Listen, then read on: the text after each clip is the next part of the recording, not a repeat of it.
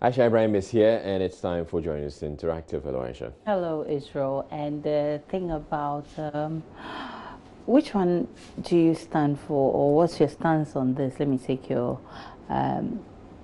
sex before marriage or sex after marriage. I don't have a position on it. You don't have a position? No. Okay, so all right, so I'll save that for the last. But you know how to join the conversations on facebook.com/joinnews on TV.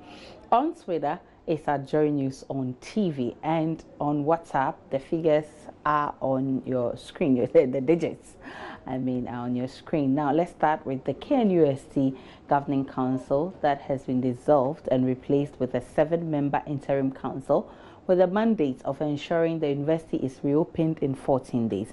Now, the interim council also will determine the fate of the current vice chancellor of the KNUST. What's your take on this development? Yeah, first of all, I think it's a bold decision taken by the government, and I think it's one of the measures to calm the issues down. Because if you say you avoid tradition, that okay, we should mix the Katanga Hall, which has been a single hall, like for male students, and you dissolve it based on decision to enroll more ladies or more girls into the system, or to have a balanced system. Then what about, then if tradition is nothing, then why don't we adopt gay or lesbianism? Yes, we have to respect tradition. No, I don't think it's the solution. But come to think of it, we've had issues on different campuses, and it didn't get this far. So if it has gotten this far, I think they would have to look into it properly. But just dissolving the council is not like the solution now. This Ghana, and some of the solutions they give to things, I don't think is the right solution. But they have to look into it properly. These are students, and we know sometimes they can go out. Dissolving the council may one way or the other help, because it is their responsibility to see to the welfare of the students. A student came and then put their complaint before all them, because they couldn't sit down, think of it, and handle it. That is where it's reached that level. Students on that level know very well that they are matured enough. All right, so let's check out the comments on Facebook. Israel. Lawrence Nate says there are no rules governing the operations of that university, and they have a law faculty teaching what? Vincent Joko says it's a good step by the government, but whoever brought the idea of changing the halls into mixed halls should be dealt with. So Obama says the dissolution of the KNUST Governing Council is a step in the right direction, judging from the academic rascality that rocked the campus last Monday. The IMC should work assiduously to get the university reopened within the next 14 days as directed. Like I've said before, the reasons ascribed to the conversion of Katanga Hall into a mixed hall defies the logic of common sense. By Jeremiah says the former council members didn't do well. How come 4 days after the unfortunate incident they never organized any meetings to deliberate on the possible way to resolving the issues? I blame them for that. We scare away the wolf before we advise the goat. Wish and pray that the VC should be given the opportunity to continue his work, because he has learned some lessons from the incident. I wish the interim council well in their roles. And Walanyo Akwechia says it's very long overdue for government to dissolve KNUST Council, and if this had happened in any of the Western worlds, the VC would have resigned before a decision is made by the government. VC himself must be fired straightforward to ensure total and complete peace come back on campus. And on WhatsApp, a number of your comments here. Mohammed says, I think the students have gone beyond boundary by destroying properties and trying to prevent authorities from making the halls mixed. The school doesn't belong to them. This one, Anaman Recipe, says that's the best move ever, so that findings and recommendations after the investigations will be more of the true reflections of the incidences happened happening without any interferences. But this government is good at dissolution. Pow. And this one, okay, so you are jumping onto our next issue. Hold your gun there. We'll get to that. Let me take this one. It says it's not the antidote for the issue at hand now. Kwabena says, oh, you guys are jumping. Wait. And Jisung says it will be unfair if the VC is not part of the interim council when the students are having representatives. Nonetheless, the dissolution of the governance council is of no merit and basis in my view. Those are some comments on WhatsApp. This one says, I wish we all learn what is happening. We learn from what is happening and avoid such acts in future.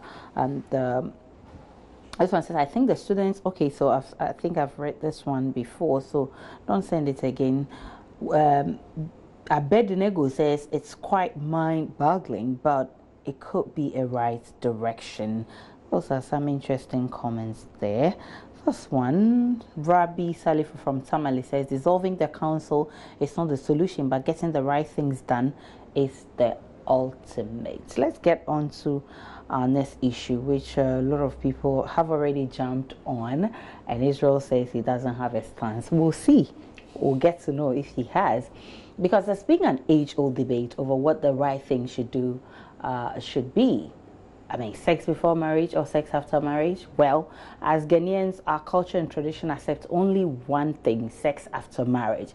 But recent revelations of how people get disappointed after marriage because their partners are unable to perform, and all the bedroom stories has reignited the conversation of which one is better, sex before marriage or after marriage. What's your take?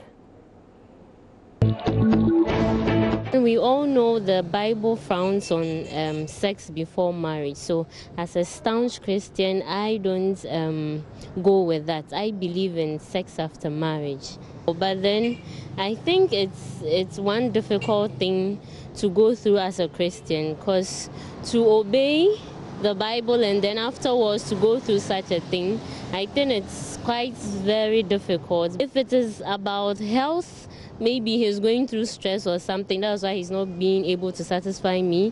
Or it could be a hereditary something, or whatever the case might be. I think from the start we would have to research and know why it's happening like that. But when we go forward and then we realize even after all our research we can't still solve it, then maybe, honestly speaking, I'll have to find my way.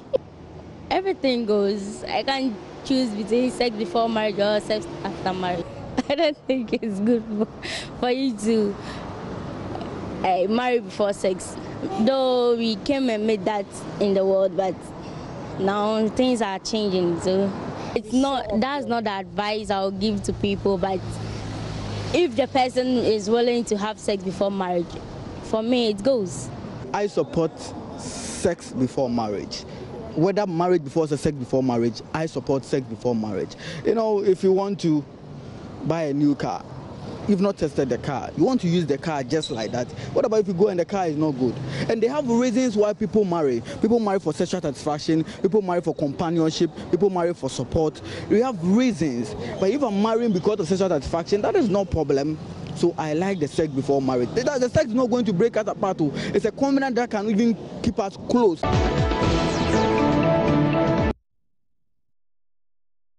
Okay, so on this note, I'm ordaining as Israel as a counselor, marriage counselor, right now, tonight. So if you make me a counselor, then yeah, I can speak differently. If you had a case that the lady came to you and told you after marriage, I mean, the man is too huge, so I can take it, what would you advise her to do?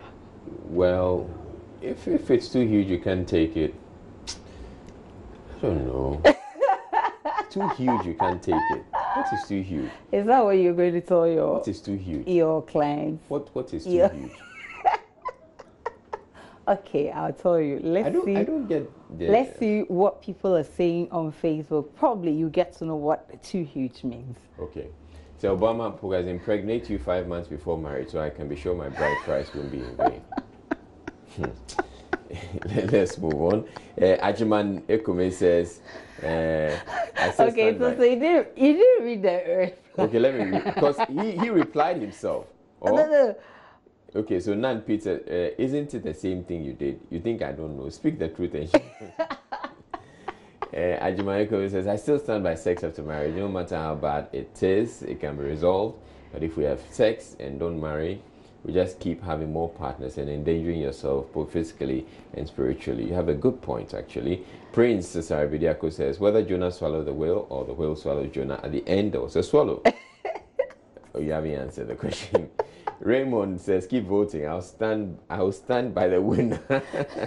Isaac Cramper says, I'm for sex after marriage. That is what my Holy Bible tells me. Odenihu says, everyone is saying yes to sex before marriage. But the question we must ask is, what does the Bible teach about that?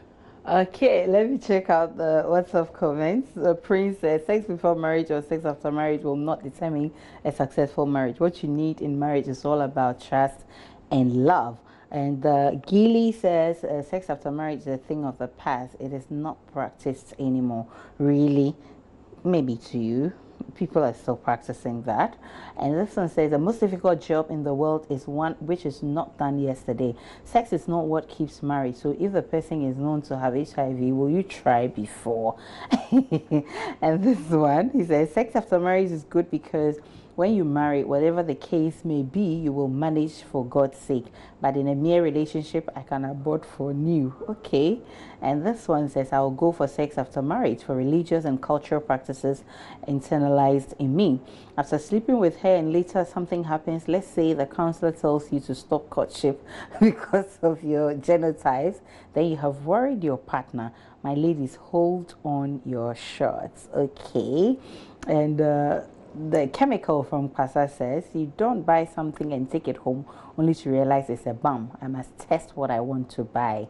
Okay, so he's confirming what the gentleman said on air, and he says, Ghanaians, those preaching sex before marriage, are they themselves doing it?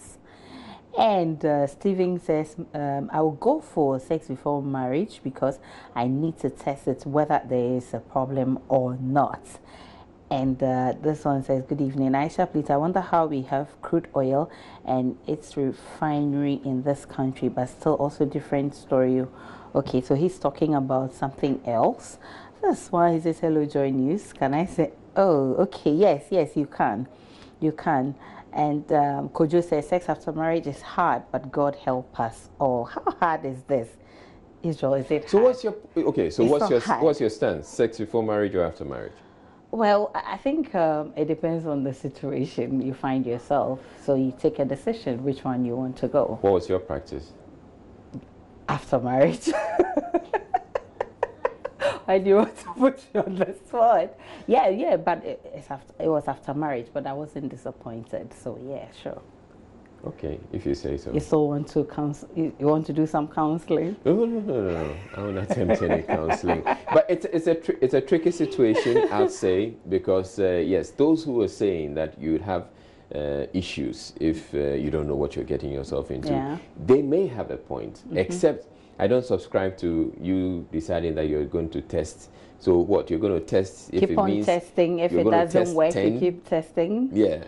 The women are not available to be tested. I think it's a dicey situation. Some of the revelations, if you hear, I mean, it's not pleasant. Yeah. Like the scenario I gave you, so you couldn't even advise your but that's why they say aware, right? Aware. So you get into it. Yeah. Okay. You don't know what. I like to see that. David, get off my hair and let's take our video of the day. Excuse me, bros. If I want to spell if, how would I spell it? if. How do you spell if? Yes. Bro, how do you spell if? And I read it too. You read if? I read it, but I did not. I did not know it will come out. If I had known it. if.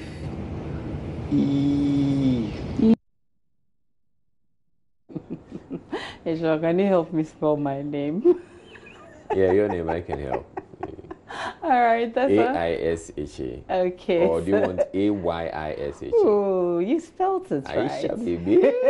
Aisha, a big one. That's how we end the interactive segment.